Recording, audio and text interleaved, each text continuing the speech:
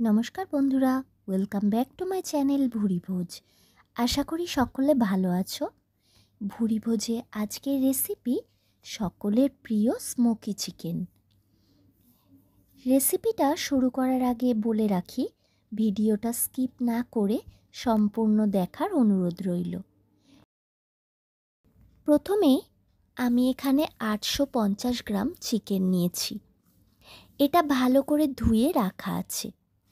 এখন অন্য একটা পাত্রে নিয়ে নিয়েছি পেঁয়াজ, কাঁচা লঙ্কা, টমেটো আর রসুন।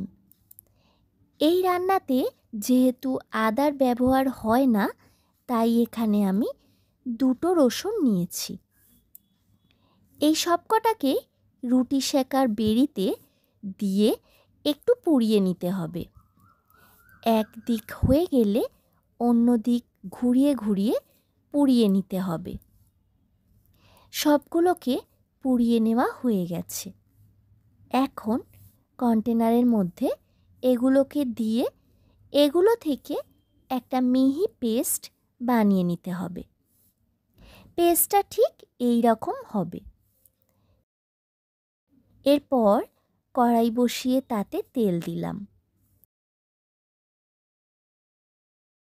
তেল গরম হলে প্রথমে একটা করে চিকেনের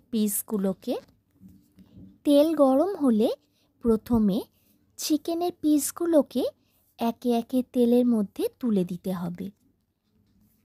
এরপর চিকেনের পিসগুলোকে উল্টে পাল্টে খুব ভালো করে ভেজে নিতে হবে। কিছুক্ষণ ভেজে নেওয়ার পর একে একে এতে দিয়ে দেব স্বাদমতো নুন, হলুদ গুঁড়ো আর লাল লঙ্কার গুঁড়ো। তারপর আবারও এটাকে সমস্ত মশলার সাথে ভাজতে হবে। চিকেনের পিসগুলো একটু লালচে রং ধরতে শুরু হলে আগে থেকে বেটে রাখা মশলাটা এর মধ্যে দিয়ে দিতে হবে। এবার সবটা খুব ভালো করে মিশিয়ে আরও কিছুক্ষণ সবটা একসাথে কষে নিতে হবে।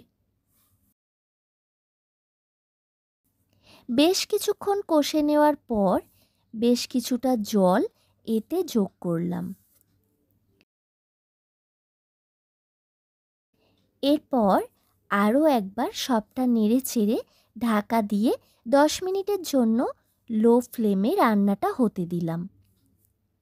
10 মিনিট পর ঢাকা খুলে একটু নেড়ে চেড়ে উপর থেকে ফ্রেশ ধনেপাতা ছড়িয়ে দেব। তারপর এতে দিয়ে দেব সামান্য ঘি। ব্যাস, মিশিয়ে নিয়ে 2 মিনিটের জন্য স্ট্যান্ডিং টাইমে রেখে দিতে হবে। তাহলেই সকলের প্রিয় স্মোকি চিকেন পরিবেশনের জন্য একদম তৈরি হয়ে যাবে। এখন সকলের প্রিয় স্মোকি চিকেন পরিবেশনের জন্য একদম তৈরি।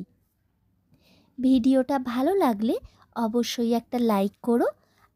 আর আমার চ্যানেলে যদি তুমি নতুন বন্ধু হও তাহলে প্লিজ আমার চ্যানেলটা সাবস্ক্রাইব করে দিও।